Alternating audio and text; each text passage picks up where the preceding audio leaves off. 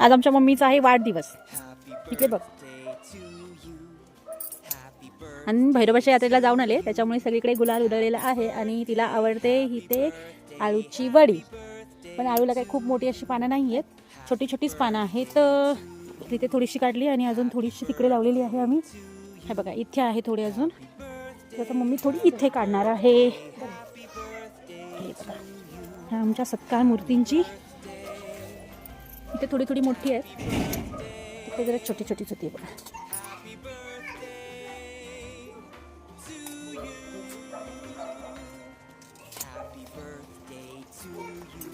खूप जास्त नाही आहे पण ठीक आहे, तिच्यापुरती तर बनेल.